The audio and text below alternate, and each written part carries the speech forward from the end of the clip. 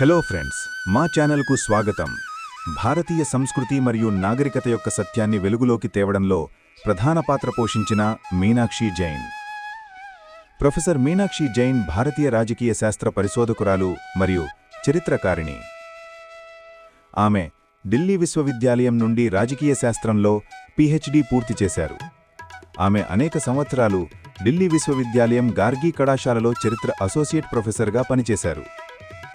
ఆమె Nehru memorial museum మరియు లైబ్రరీలో ఫెలోషిప్ చేశారు మరియు భారతీయ చరిత్ర పరిశోధనా మండలి ఐసీహెచ్ఆర్ యొక్క కార్యనిర్వాహక కమిటీ సభ్యురాలిగా కూడా ఉన్నారు. ప్రస్తుతం ఆమె భారతీయ సామాజిక శాస్త్ర పరిశోధనా మండలి ఐసీఎస్ఎస్ఆర్ సీనియర్ ఫెలో.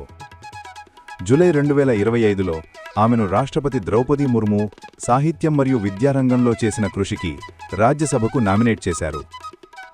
2020లో భారత ప్రభుత్వం ఆమెను సాహిత్యం మరియు విద్యారంగంలో చేసిన కృషికి పద్మశ్రీ పురస్కారంతో సత్కరించింది. మీనాక్షి జైన్ అనేక ప్రముఖ గ్రంథాలను ప్రచురించారు. ముఖ్యంగా మెడివల్ ఇండియా ఎన్సీఈఆర్టీ 2002, ఇది వాజ్పేయి ప్రభుత్వ కాలంలో అమలయ్యింది మరియు సతీష్ చంద్ర యొక్క పాత పాఠ్యపుస్తకంపై ఆధారపడి ఉంది. ఇతర ముఖ్య రచనల్లో ఉన్నాయి parallel pathways, Essays on Hindu-Muslim Relations 1707–1857 2010, Rama and Ayodhya 2013, The Battle for Rama, Case of the Temple at Ayodhya 2017, Sati, Evangelicals, Baptist Missionaries and the Changing Colonial Discourse 2016, మరియు Flight of Deities and Rebirth of Temples 2019. 2023లో ఆమె కొత్త గ్రంథం The Hindus of Hindustan, A Civilizational Journey వెలువడింది. అదనంగా ఆమె 3 భాగాలలో the India దేశ foreign accounts of India 2011ను సంపాదించారు. ఈ రచనల్లో భారతీయ నాగరికత, ధర్మం మరియు రాజకీయ చరిత్రకు సంబంధించిన అంశాలపై పరిశోధన ఉంది మరియు వాటిని జాతీయ చర్చలో విస్తృతంగా ఉదహరిస్తున్నారు. ప్రొఫెసర్ మీనాక్షి జైన్ యొక్క చరిత్ర దృష్టికోణం ప్రధానంగా సాంస్కృతిక రాష్ట్రీయవాదం లేదా పునరాయించబడిన చరిత్రలో వస్తుంది. ఆమె వసాహత మరియు మార్క్సిస్టు వ్యాఖ్యానాలను విమర్శిస్తూ భారతీయ నాగరికత ప్రత్యేకతలను హైలైట్ చేస్తారు.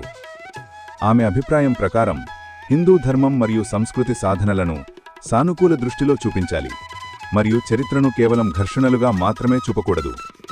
కొంతమంది ఎడమపక్ష చరిత్రకారులు మరియు కొన్ని విద్వాంసులు ఆమె దృష్టిని విమర్శించారు. ఉదాహరణకు మార్తా నుస్బామ్ ఆమెను హాబీ చరిత్రకారిణి అని చెప్పారు.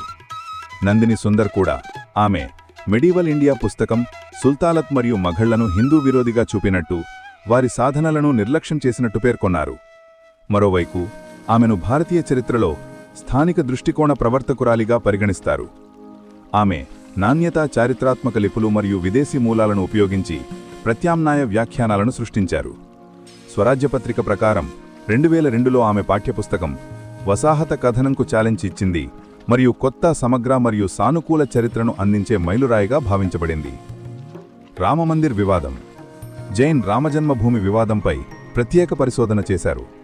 ఆమె రామా అండ్ అయోధ్య 2013 మరియు ద బ్యాటిల్ ఫర్ రామా 2017లో చారిత్రాత్మక మరియు పురాతన వస్తు సాక్ష్యాల ఆధారంగా రామజన్మభూమి మందిరం కోసం తర్కాలను సమర్పించారు. 1989కు ముందు అందుబాటులో ఉన్న అన్ని చారిత్రాత్మక సాక్ష్యాలు చూపించాయి బాబ్రీ మసీదు ఒక మందిరాన్ని ధ్వంసం చేసి నిర్మించబడింది. ఆమె పుస్తకాలు 2019లో సుప్రీంకోర్టు తీర్పుకు భూభూమిని సిద్ధం చేశాయి. అందులో రామమందిరం చారిత్రాత్మకంగా ఉన్నదని గుర్తింపు లభించింది.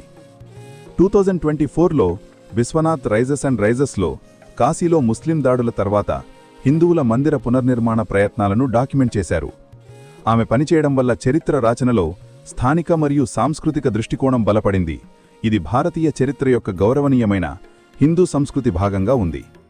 ఆమె సవరణలు మరియు ప్రయత్నాల వల్ల భారతీయ సంస్కృతి మరియు నాగరికత దాచబడిన వాస్తవాలు వెలుగులోకి వచ్చాయి మరియు భారతీయులకు గర్వంగా అనిపిస్తోంది. ఫ్రెండ్స్, మీకు ఈ వీడియో నచ్చితే దయచేసి లైక్, షేర్ అండ్ సబ్స్క్రైబ్ చేయండి. ఈ వీడియోను చివరి వరకు చూసినందుకు ధన్యవాదాలు. వందే మాతరం.